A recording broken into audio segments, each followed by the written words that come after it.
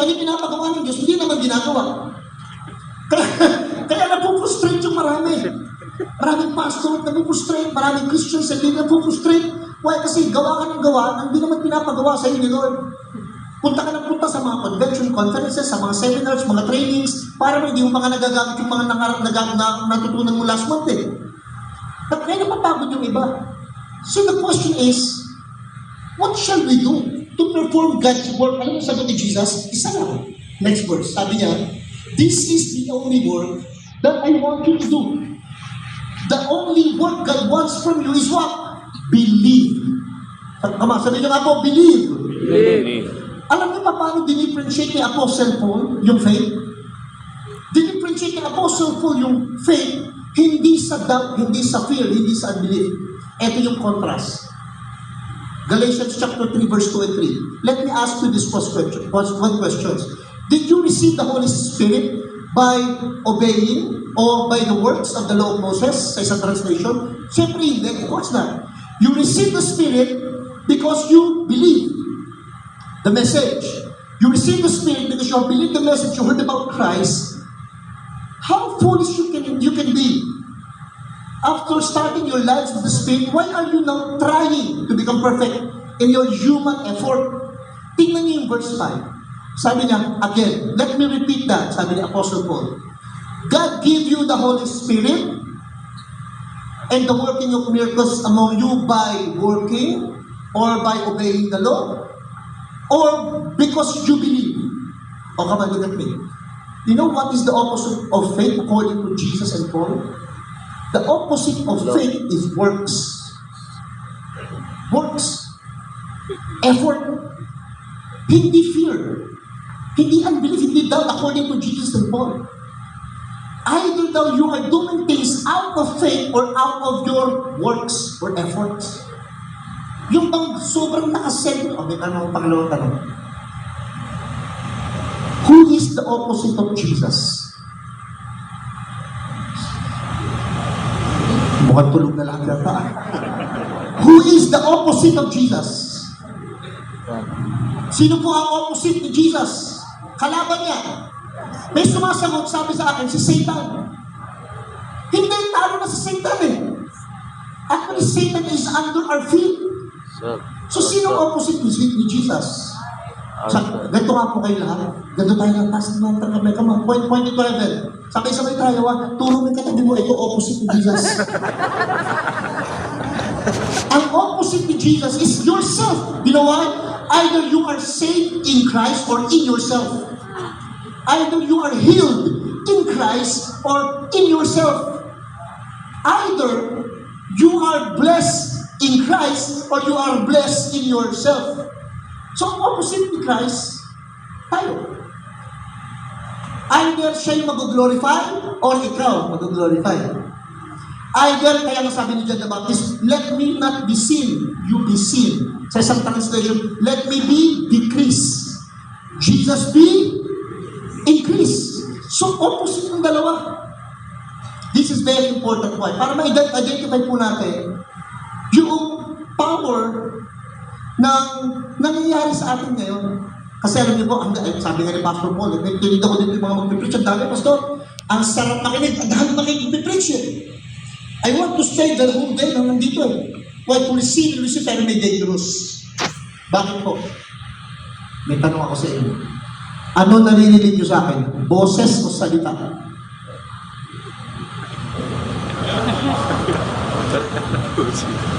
Ano po naririnig niyo?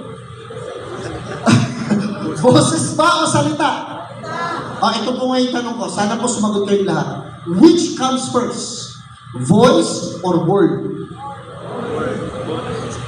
Word. Pastor, let's divide the house. Which comes first? Taas po ang kamay na nagsasabing ang nauna ay voice. Yan, marami. Galing, baba na po. Taas ang kamay, ang nauna, which comes first ay word. Word. Taas po ang kamay, kahit anong tanong ko, hindi talaga magtataas. Parang senado lang, pag di siya, parang senado lang ah. Benda na tayo. Buti na lang may Bible, no? John 1:1, in the beginning was the, Word. hindi voice, word. In the beginning was the Word. And the Word was with God. And the Word was God. Alam mo sino yung voice? Si John the Baptist. Yung Word, si Jesus. Ito yung dangerous na nangyayari ngayon. Alam niyo kung ano? Because many opinions will be heard. Many sermons will be heard. Many preaching. Many convictions. Many voices. Ang challenge ito. After all the preachings and sermons, uuwi tayo ang dala preaching, pero walang word sa heart. Sa totoo lang. The most dangerous thing is makinig tayo ng mga convention and conferences, tapos puro mga preachings and messages na narinig natin, pero walang nagkaroon ng word in our hearts. Nasasabihin natin, I will stand on this word. Yung pag may marinisip kang word sa heart mo. Natandaan niyo po ba yung storya ni Peter? Nung lumalakad si Peter sa tubig, kasi po si Jesus also walk on water. May tanong po ako, yan. May tanong po ako. Why Peter, or how Peter walk on water? Paano po nakalakad si Pedro sa tubig? By faith. Sige po, lakasin po. Yung mga nasa likod naman. Teka ulit ha, how Peter walk on water? Word. By faith. Sabi niyo ba, by faith? Ano ba, how Peter walk on water? By? May sabi, by looking unto Jesus. Narinig niyo na po bang prelisyon na by faith, by looking unto Jesus, Peter walk on water?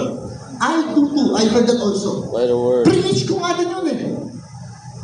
Until, subukan niyo po, pag uwi niyo mamaya sa bahay, kung wala kayong swimming pool, may drum naman kayo siguro. I know you have faith in Jesus. I know you can look to Him. Subukan niyo pong ipatong yung paa niyo. Isang paa lang muna. By faith, by faith, by faith, by faith, by faith, by faith, by faith, by faith. Sunod yung isa. I look to you, Jesus. By You know how Peter walked on water? Because The word. he received a word. Ano sabi ng Matthew 14:29? Jesus said, come. May word si Peter na come. Alam niyo ba na on the second time, Jesus was walking again on water. Second time. Hindi first time nangyari to. Jesus is walking again on water. Tapos, si Peter, nandun na naman sa bangka. Ang ganda sana kung sasabihin ni Peter, Lord, katulad ng dating gawin. Lakad uli ako, ba't hindi lumakad si Peter? Come on. Bakit? Why Peter did not walk on water on the second time? Because No word. there is no word. Alam niyo kung anong challenging? We do things sometimes without word being heard from Him. Minsan gumagawa tayo ng mga bagay-bagay na program, methods, ways, strategies, ideas in our church, in our business, in our family, in the community, nang wala tayong word na pinangahawakan kay Lord. Amen. That is why minsan nagpe-fail kasi we try to do something na kala natin mag-work dati. Noong September 28 po, 2013, September 28, 2013, I had a vision sa binigay ni Lord. Sa Tondo kasi, ang dami pong blood, ang dumanak na dugo. Blood of many people literally been killed, been murdered. And so I got this instruction to cleanse the land, to redeem the land. Ang gagawin po, i-declare na si Jesus ang hari ng Tondo. Noong 2013, sikat yung kanta na ang hari ng Tondo si Asyong Salonga. Yung kinanta ni Glock 9. Ni Glock 9. So parang lagi nadideclare na ang hari ng Tondo si Asyong Salonga. And what we did, an instruction from the Lord, i-gather lahat ng mga Christians, magdamit ng puti, at ilagay sa damit, si Jesus ang hari ng Tondo. Akala ko po ang dadating ng mga tao, 500 people. Akala ko ganun lang. And you know what happened? Akala ko 500. I started to, hindi pa po ako chairman ng ministerial. Pinato ko po yung mga pastor, I tried to convince them. And I know they will not believe me. Why? Batang pastor, ang daming tato, hindi umati ng ministerial, walang experience, kaya lang, I have to do what I have to do. Dahil may word kay Lord na gawin ito. I did some rally of going around different Christians and pastors, nakikiusap. Kala ko hindi ako papakinggan. Kaya lang, because I know I have a word from the Lord to do it, alam niyo, nung September 28, 2013, you know how many people came? Ang lumabas, kasama po sila Pastor Paul Chase, they also attended. Nung September 28, 5,000 tao, 5,000 people came out on the streets. Nung nangyari yun, tuwan-tuwa lahat. Every eyes is in awe. I mean, like, how did you do that? Paano mong nagawa na palabasin yung mga tao na umikot ng ilang beses sa buong tundo? I-anoint na po, i-pray, i-cleanse, declaring Jesus is the King. How did you do that? Tapos, noong 2014, kinausap po ako ng mga bishops at saka ng mga ibang pastor. Para ano po, gawin uli namin yun. Tapos sa 2015, gawin uli yun. 2016, gawin uli po. 2026 na po ngayon yun, hindi ko na po ginawa kahit ulit. Ilang beses lang. Hindi na. Isang beses lang. Why? Kasi walang word si Lord. Walang word si Lord. Ang challenge kasi, minsan pag may ginawa kang activities, pag naging maganda, akala mo next year, yun ulit. Kaya minsan yung goal natin to be successful, yung prepared for success, nagiging effort. Hindi nagiging person, nagiging sermon. Ang nangyayari minsan, nagiging good idea, pero hindi God idea. Bakit po lumubog si Peter? Bakit po lumubog si Peter? Ayaw niya na po sumagot. Why Peter? Bakit siya lumubog? Diba nasa Bible naman, nakakwento naman ang ginawa ni Peter. Tumingin sa winds, di ba? Nakatingin siya sa winds, tapos tinignan niya yung waves. You know in the Bible what winds represent? Ano nire-represent ng wind in the Bible? Ephesians chapter 4 verse 14. Sabi niya sa 4:14 Ephesians, we are being what? Carried about by every winds of doctrine. Ang dangerous kapag nakikinig tayo ng mga voices. Minsan nagiging doctrinal tayo masyado. Minsan nagiging dogmatic. Pero minsan nababaliwala na yung word. Minsan nga nagiging reference ng iba yung book pero hindi na yung Bible. Minsan nga nagiging reference na ng iba yung sinabi ng isang pastor pero hindi na yung Bible. Parang minsan nadidiminish yung word. Nababaliwala siya. Without the word, you will be what? Unstable, confused, easily shaken. Pag walang word.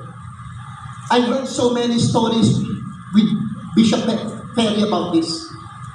Kinuwento ko sa akin, Pastor Dodo yung pag-travel niya sa bus, going to the NPAs, going to the rebel, going to the... I heard all these stories. And so many stories from other pastors, mga matutundang pastor. I've heard stories, kanina habang kumakain kami, kaya medyo na rin kami, napasarap ng kwento si Pastor Paul, ang dami kinukwento. What? How come that these people been able to stay until now? Hindi sila naging emotional.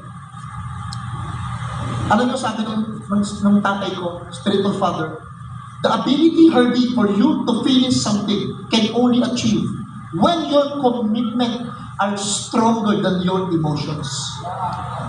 Pag yung daw commitment mo, mas stronger sa nararamdaman mo dahil yung commitment mo sa salita ng Diyos nakakapit, matatapos mo yung bagay na sinimulan ng Diyos sa buhay natin.